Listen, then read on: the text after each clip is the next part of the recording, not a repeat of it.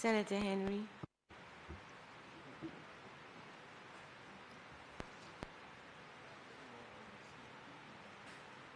Thank you, Madam President, and good morning, Senators.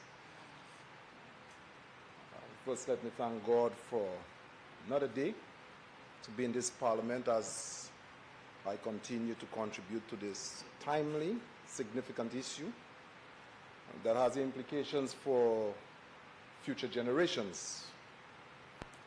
Madam President, we are here, as I would say, to borrow again, because we've done this. We've been, the Hewanorra International Airport has been before this House in time past for significant borrowing. And of course, during my brief contribution, I will wish to ask a few questions in terms of the total amount, which is important. Madam President, as it relates to this $202,500,000 from the Bank of Saint Lucia, I want to proceed my brief contribution by asking these important questions. One, are the shareholders of Bank of Saint Lucia comfortable with the idea of this massive amount of borrowing? Are they comfortable with putting that amount of money into a government project? And two, importantly, or I prefer to say two, the first two I would like to ask in terms of how do we fit at this point in time the development of the Hewanorra International Airport as we just suppose it by the needs of our healthcare in St. Lucia this time. And finally, why did we give up a public-private partnership for what I consider to be an FFF approach, friends, family, and foreigners approach to the hospital? And let me hasten to say, Madam President, I heard a remark being made that we need to take care of foreigners in our midst, but I just want to point out, Madam President, there are two, and I think it is the member for Castries Southeast who said we need to take care of foreigners in our midst as the Bible instructs, and I agree with him. We need to take care of foreigners. And at this time, I need to highlight the people in Venezuela who are suffering. We need to recognize the suffering at this point in time. I know that they are all heading down to Trinidad, who is actually bearing the brunt. But the Bible makes reference of two sets of foreigners. Exodus said, do not oppress foreigners among yourselves, because remember, once you were a foreigner in Egypt. But in Isaiah chapter 1 verse 7 says, your country is desolate, for your cities burned with fire, your fields are being stripped off by foreigners right before you, laid waste as when overthrown by strangers. So the Bible makes reference to two sets of foreigners. One, when you ordinary people come in for refuge, seeking refuge, and two, foreigners who come to take advantage. So when we speak of FFF, we talk about persons who come to take advantage of us because we open the doors for them to do so. So I ask the question, why did we give up a public-private partnership approach, the benefits to an approach that I consider to be an FFF? Why a PPP for FFF? And certainly P brings pass and F brings fails. But of course we will see a little more of it as I make my presentation shortly. Madam President, that is the most significant capital investment ever to be undertaken by this country for the past 40 years. And it is for this very reason that the project has become the single most concerning and worrying project being promoted by this government. Madam President, and this country is thus being put on a course to borrow, in the first instance, nearly $500 million into one project. This project does not even stop at $500 million. It will cost the country far more than this, Madam President. And the simple analysis that we've made on projects, considering the whole life costing of projects, we in small island developing state have a tendency to identify a project cost by the capital outlay to realize the project, not the total life cost of the project, the maintenance cost. And I suspect, Madam President, just by a simple rule of thumb that is used in determining whole life costing approach, if a project is costing $500 million, over its life it would cost more than or approximately the same amount to maintain it. So I'm asking, Madam President, when we are considering that capital outlay, are we understating to the people of St. Lucia what exactly we're getting into? I heard the member for government business said, we are putting this in the hands of our well-able people at SLASPA. Of course, they are able. Recognizing that SLASPA was established to operate airports and our ports. But to invest $1 billion, you need a special vehicle, a special outfit. And I'm not saying that they cannot maintain, they cannot extend, but I'm asking we need to do more than this. And I will share with you parts of a document that was prepared, this master plan, the assessment that was made by the World Bank as it relates to the PPP. Madam President, according to estimates, but first, Madam President, I want to cite the Social and Economic Review report for 2018. Our economy measures by nominal GDP is at $5.1 billion. Our public debt in 2018 stood at $3.3 billion. Therefore, Madam President, a single project like this will push our debt up in real terms by nearly 14%. This single project can lead to an increase in debt to GDP by 10%. 10% of debt to GDP is significant. Our current debt to GDP is about 64%. Madam Speaker, according to the estimates by the IMF, even our current trend of our borrowing, without including this additional borrowing, we are on train to see our debt to GDP rise to 96% by the year 2030. It would mean, Madam President, that we are en route to the Barbados or the Bajan experience. And that is purely why we are running a fiscal deficit. Madam President, this is serious, serious, serious business. Slap on 10%, and we are right on 106%. And if, God forbid, Madam President, we have a natural disaster, and we need to rebuild St. Lucia, with what? How? Madam President, I've been to Dominica, and I've seen the pain and suffering of what it takes to rebuild after a natural disaster. And there are people today, their homes are still uncovered. Middle class, not the poor. Civil servants who lost their jobs, and the people have not been able to start off. While they have a mortgage paying, they do not have a home, and they do not have a job. So what happens, Madam President?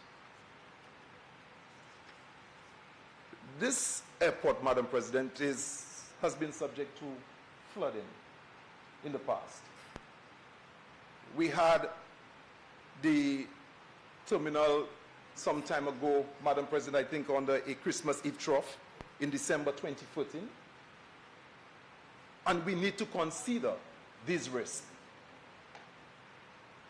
Madam President, this is why a PPP was considered. And I want, Madam President, to give an example that we can relate to.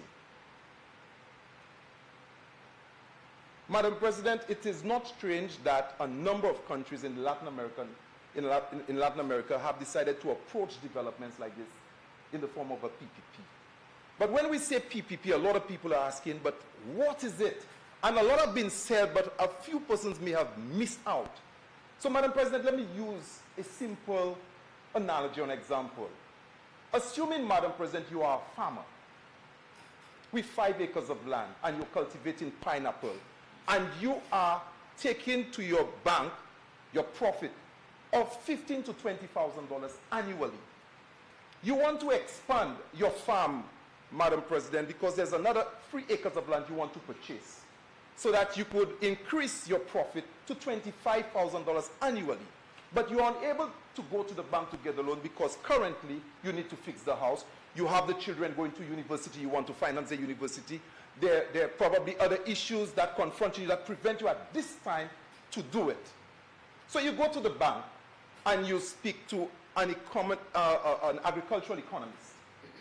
And he comes up with a proposal, and somebody from the US, a large farmer, or somebody from Jamaica, comes to your farm and says, look here, I will take over your farm for the next 10 years. I will expand your farm by 10 acres. I will operate it. Every year I will give you $25,000 until, for the next 5 years, until I pay off the debt. So, Madam President, you enter into this private partnership, and this is not in that case it would not be a public partner, private partnership. It would be probably a president-private partnership as President of the House. But here goes, Madam President. Here you have your farm being developed, expanded by 10 acres. Somebody's operating it for 5 years. You are getting $25,000 every year. You do not have any risk involved. At the end of 5 years, the person transfers the farm back to you. You no longer have a 3-acre farm. You now have a 14 acres farm, whereas you did not put in any risk. This is what a PPP is all about. It is a vehicle that removes risk. It is a vehicle for project development that takes the headache from you. Madam President, I listened to the Prime Minister says that when the visitors are coming in, they're getting wet. And we are investing $1 billion to prevent people from getting wet. There's a saying that you don't need to take painkillers for another person's headache. I think it's the Africans who have said this. Madam President, priorities are before us. And I just cannot grasp in my lay mind why at this point in time we would leave the opportunity of having a public-private partnership than to ask SLASPA to take $500 million in loan from our local bank. And then you ask, what is the future of those persons who want to go to the bank for a small loan? What about those who want to go for a loan to fix the garage? What about those who want to do business?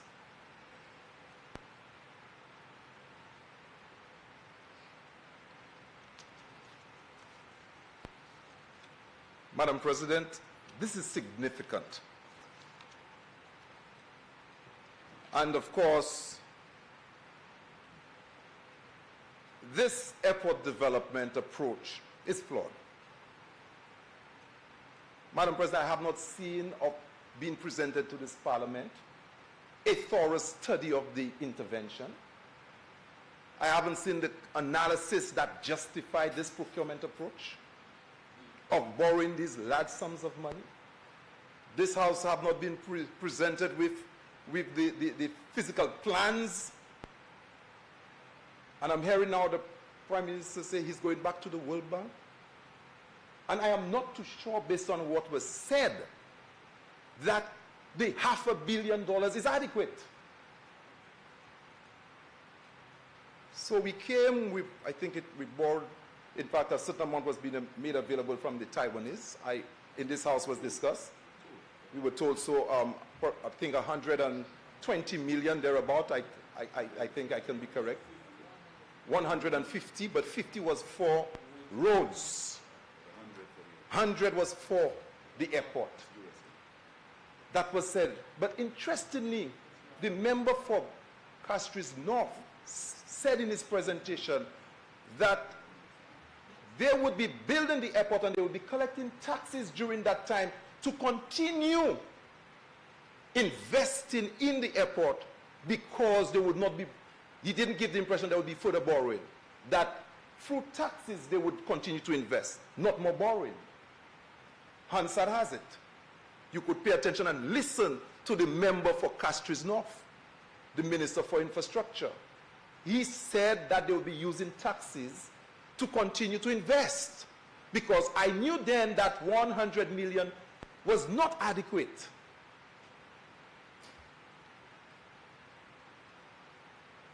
But then when we asked the question, that was not the response. But here we are today, 202,500,000 from a local bank.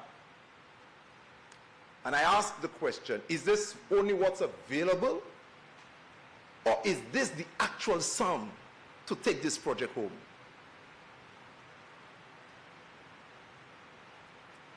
I know, Madam President, that if you're considering to undertake a project like this of that magnitude, so much that starts to hit me in terms of the risk, the cost of insurances, the maintenance.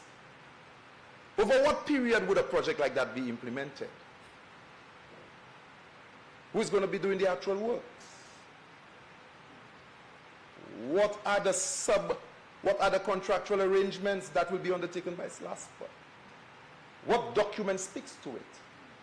Where are the expertise coming from? Where are the geotechnical engineers associated with all of the drainage problems, some of which you announced previously that the World Bank was considering? How do you juxtapose that by the spending?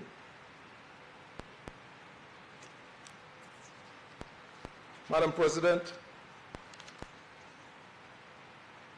if you consider the example that I shared with you about a farm, you, on taking everything in consideration, would recognize the value of a private partnership that would free you from the headaches of expanding your farm. Understanding that in 5 years' time, you would have received a farm, not 3 acres cultivating pineapple, but 13 acres. Knowing that every year you will not operate in the farm, that you will get in $25,000 in your bank account. Madam President, after the 5 years, I know you probably will be tempted to tell the operators, can you hold it for another 5 years again? Because during that time, you may have invested your time doing something else. You didn't have to concern yourself about the fact that the hurricane is coming and what measures you would put in place. All these risks would pass on to the partner. All you were concerned about is that you will be receiving your $25,000. Madam President, healthcare is important. You could attend to healthcare. Your children, you could attend to your children going to university. The public-private partnership just made sense. And of course, with that, one could even sing hallelujah. You could cast your burden somewhere else. And it's cared for. But this government have decided private partnership and PPPs. No. FFF is it. No PPPs, FFF. And not the foreigners who come here or who may want to come here for shelter. The foreigners that Isaiah spoke about, who could make your land desolate and rip it off. You understand? So, Madam President, this is where we are. And as I say this, Madam President, I think it would have been wise for this side to consider the contribution being made. In fact, we're not breaking the backs. But of course, a strong tree is one that bends without breaking. And I thought they were strong enough to recognize the contribution being made and say, look here, let us not take the country in that direction. But no, they have tried to spin it sometimes, and I feel sorry for us in this island. Had we Madam President, a little more unity, we would have approached this differently. But this thing is being purely implemented on a partisan level. And this Parliament, purely, irrespective of what is said this side, all the sense is on this side. So that I don't expect you to say anything good about my contribution. I don't expect anybody, for that matter, to do so. Not at all. No, you've never. The only time I heard this side accept contribution, maybe from the independent side, maybe from the independents, not on this side, because of course the fountain of wisdom seemed to belong on this side only. So go ahead, justify to St. Lucians to borrow $500 million to construct an airport that's already an international airport, an airport where planes are already landing, an airport, Madam President. I think it's important for me just to mention this before I close, Madam President. You know, because this airport has been there for some time, and it was expanded. It was extended during, I think, sometimes in the 70s or 80s, and it has increased. More visitors have been coming to St. Lucia as a result of the investment made in time past, or as a result of more visitors coming. They expanded to accommodate more, and there's been a natural increase, and it is not something only as it relates to St. Lucia, but see the behavior of people. But it doesn't prevent, the current airport would not prevent more people from coming in. We only talk about how they come in. We want to prevent them from getting wet. So look at dépenser $500 million pour faire l'année payer à banque là, pour empêcher moun qui ka vini cette ici pour yo pas mouiller. Monter ça ba yo parasol. L'année pays qui ka bay moun parasol. I travel around the world, I see places where they give you an umbrella. I see places where they send a bus to pick you up on the airport, on the runway. In fact, in Puerto Rico, when it rained, they used to put you on a bus. If you do not have the monies to do so, why put people through that? What is the benefit to you that you're doing this? And this is why when we return, we will investigate this project thoroughly. We have to. Because there doesn't seem to be any sort of common sense associated with the decision of moving from a PPP to a traditional procurement approach. Well, I know some people are happy that it's happening, because in a PPP you cannot direct services where you want. In a PPP you cannot decide who will maintain. You cannot give contracts to friends, families, and foreigners. In a PPP you cannot do that. In a PPP you cannot decide who will do the pavement. In the PPP you cannot give fresh start to cast the slabs. In a PPP you cannot do those things. In a PPP, the World Bank will ensure that you have an airport at the end of the day. You understand? Some hardwares will not have the right to say, take this from me. Or I will offer you plywood. Or I will offer you this. You understand? That will not exist. In a PPP, an agent that is certified by the World Bank will ensure that you have a vehicle that will provide you with an airport to a standard. You're not earning a cent, but every year you are getting revenue, guaranteed revenue, and at the end of the concession period you are handed an airport fully in good standing. Madam President, as I close, in England I know there was a PPP for a major bridge, a PPP with the council of a particular borough. Madam President, at the end, I think it was been 7 years concession period, the operators used the toll and they constructed the bridge. It was how many millions of pounds? And the operators run the toll and they paid for the investment, and they gave the council a lot of money. At the end of the concession period, the council said to them, hold it for another 3 years. The council asked them to hold it on. Guess what? Because the maintenance of the bridge was no longer was not on their shoulder, and they were getting revenue. PPP is the way a lot of countries are going because they do not have the means of raising the finance. You do not have it in the treasury. You go into the local bank and borrow $202 million. We have, how many banks we have in Saint Lucia?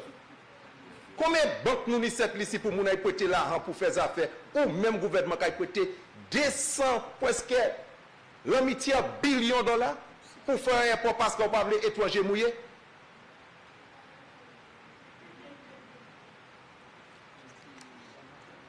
You know, we don't need painkillers for another person's problem. And of course, it is said that if you close your eyes to facts, you will learn through accidents. I think you may wish to proceed because you have the power on this side. But it is sad that the accidents await we, our dear people, in the future. But what is comforting, the Labour Party always ready to pick up the bits and pieces and to restore this country. And we very soon, will be taking the reins of power to restore St. Lucia back to where it ought to be. Thank you, Madam President.